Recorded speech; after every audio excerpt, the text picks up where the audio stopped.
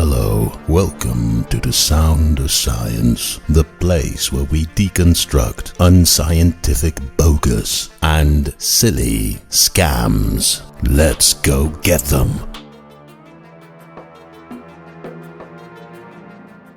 Hello, you wonderful fellow Stardust. Today, I want to address the teachings of a Christian apologist called Frank Turek. Many of you know who he is. Frank Turek is a prominent individual in the world of Christian apologetics, and he is the leading man behind Cross-Examined. They've got a pretty big YouTube presence with close to 500,000 subscribers. Frank Turek is one of those Christian apologists calling himself Doctor. And I looked up what kind of degree he has. Well, he's got a doctor's degree in apologetics. It baffles me that you can get an academic degree in explaining stuff that is not scientifically proven to be true. What is even the point of a doctor's degree if you can earn it by doing the opposite of science? So to me, that also raises questions about the institute that gave him this degree. Well, that institute would be the Southern Evangelical Seminary, a Christian college in North Carolina in the USA. Now, there is a problem I have with all these Christian colleges and universities. Why would a scientific institute base their entire existence upon a starting point that is not supported by science whatsoever? I'd say that's not really a credible starting point for a scientific institute. Now, of course, if you believe that a God exists, it doesn't mean that you can't do proper scientific research into, for example, chemistry or building technology. But how about cosmology? If you're a cosmologist at an evangelical college, do you have the freedom to use a 13.7 billion years old universe as a starting point for your research? Or will there be some kind of pressure coming from the administration of that college to alter that starting point of your research? How about scientific research into abortion? Are researchers at Christian universities free to do that kind of research and draw the conclusions that can be derived from the evidence? How about theologians at Christian universities? Are they free to conclude that the evidence that they studied does not lead to the conclusion that a God exists? Now, I've only had a swift look at the college where Turek got his degree, and as it appears, they are certified and accredited. So I'm not going to tell you that Turek's college is manipulating research results, or that they are some kind of fake diploma mill, but a doctor's degree in apologetics at a Christian college? Really? A degree in reasoning for the existence of a God that your college already believes in? That's like a doctor's degree in benefits of drinking alcohol at Budweiser University.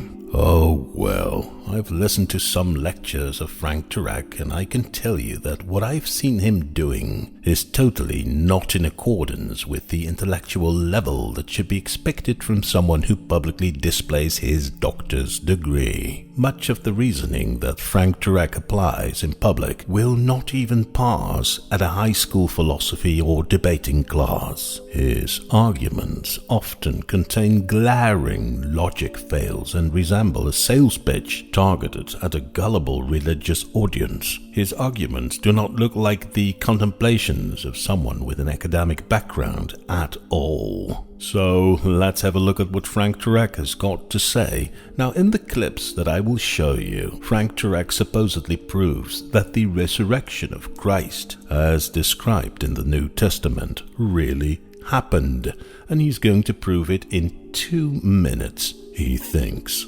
And why can't we just believe that this resurrection happened? Well, because it's just a claim that is not supported by any scientific evidence. In fact, all we know about the biology of the human body points at resurrection being nonsense. There are no reliable scientifically documented cases of someone being dead and then being alive again after 3 days. There are no known mechanisms to assume that something like that could even be possible. After a body is dead for a few hours, the brains have deteriorated in a way that makes it impossible for them to be functional again. And the fact that the Bible says that resurrection happened doesn't mean it actually happened. So, in order to investigate if it really happened, we need evidence to support the claim that Jesus resurrected from the dead. And what is evidence? Well, evidence consists of facts we do know to be true. Stuff that we don't know to be true are just new claims, not evidence. And evidence is only evidence if it leads to one specific conclusion. Evidence that can lead to many conclusions is not evidence. That's just irrelevant gibberish most of the time. So, let's listen to Frank Turek and let's see if he understands how to prove something. Now, for the sake of the dynamics of this video, I will assume that Christ actually existed and that he was crucified, and there were these guys we now call the apostles, and they wrote some stuff down that is part of what we now know as the New Testament. Okay, so let's see what Turek has got for us. There's only two possibilities when it comes to the resurrection. It either happened or it didn't happen, right? Well, that sounds pretty logical. The resurrection of Christ either happened or it didn't happen. And that is about the only thing that Turek has got kind of right in his explanation. Everything else Turek says in this video doesn't make much sense, as we will see shortly. But even his first point, the supposed resurrection of Christ either happened or did not happen, that only makes sense if we use a properly phrased definition of that resurrection. I can say that space aliens either exist or they don't exist, but a phrase like that is meaningless if we don't agree on what a space alien is. Does an extraterrestrial microbe count as a space alien? With the supposed resurrection of Christ, there is the same kind of problem. Many Christians simply don't agree on what specific events took place during this supposed resurrection. Now, in the clips I'm showing you, Turek doesn't bother to define this supposed resurrection of Christ. That is indicative for the intellectual shortcut that Turek uses here in order to appeal to a gullible audience. He doesn't define what resurrection means, he doesn't explain the standard of evidence that is required to prove resurrection, and he will not use any scientific data to support his claim. So again, this is a far cry from anything you would expect from someone who displays himself as Dr. Turek. Having said all of this, let's listen to how Turek will prove the resurrection of Christ. If it happened, then Jesus is Lord. You've heard Lord, Liar, Lunatic, right? Okay, he's the Lord. Okay. No, of course not. This is the first huge mistake in Turek's reasoning. If there indeed was a guy named Jesus who died, and then 3 days later he was alive again, and if there would be conclusive evidence to prove that, then that, and only that, would be the thing that you had proven. If you prove that someone resurrected from the dead, you prove that someone resurrected from the dead. We still would know nothing about the existence of a God. If science has been wrong about resurrection and it turns out that resurrection actually exists, then we still would have no clue about how that resurrection came to be, what caused that resurrection, how the mechanism of resurrection works, and if there is any God involved in the process or not. We would need to start an entirely new investigation project to find out more about that. If resurrection were to exist, maybe it could be a natural process. Maybe space aliens or Santa Claus did it.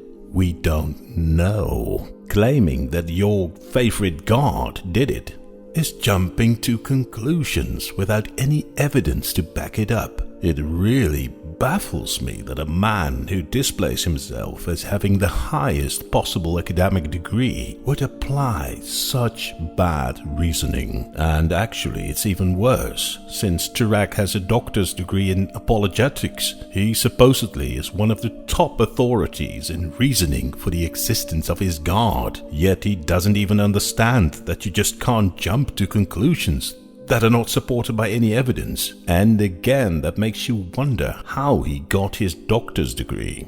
If it didn't happen, either the apostles, the New Testament writers, lied, or what's the other option? They were deceived. They were mistaken, right? They thought he had resurrected from the dead, and they wrote it down and they went and died for it, but he didn't really die, or he didn't really rise from the dead. Now, why are these two things implausible? Well, they had no motive to lie about the resurrection, as we've already pointed out, right? Because all they got, they were beaten, tortured, and killed for saying it was true. Oh, no. How can you not see the huge logic fail that you commit here? You are trying to find out if the claim of the apostles about the resurrection of Christ is true. Maybe they lied. That's a possibility that you bring to the table yourself. And what do you use for evidence?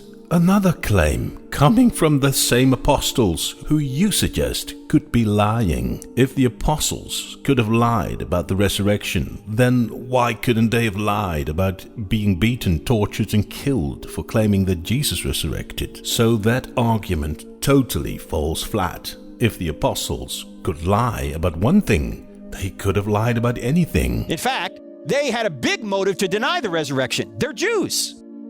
They don't want to get kicked out of the temple. They don't want to be excommunicated.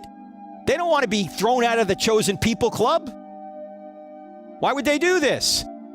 Here's another huge gap in the reasoning of Frank Turek. He apparently believes that if he cannot think of a motive for a bunch of people to lie, then that motive does not exist. We are talking about descriptions of events that supposedly took place 2,000 years ago. We have hardly any means of establishing if these events really took place. So how would you know what thoughts and motives people had about events that we're not even sure are real? At this point, the reasoning of Turek is nothing more than speculation in a desert of quicksand. And if they were mistaken, they could have easily been corrected by enemies showing Jesus's dead body. They could have just gone to the tomb and taken out Jesus's body and said, stop all this nonsense talk about the resurrection. He's dead. They didn't do that. Why? Because he wasn't dead. And this is where Turek makes the same mistake again. You are debating if an event that is described in the New Testament is true or not. More specifically, you are trying to find out if the apostles perhaps were mistaken or were lying about the events they describe. And what do you, Dr. Turek, use for evidence? Other descriptions coming from those same apostles that you suggest might be lying or might be wrong. How can you not see how silly that is? If you investigate the possibility of the claims of someone being wrong, you cannot use claims of that same person as evidence, because those claims might be wrong as well. So what Turek is doing here, all over his entire explanation, is trying to prove an unsubstantiated claim by using another unsubstantiated claim for evidence. As you can see, Frank Turek's proof for the resurrection of Christ totally fails. He fails to define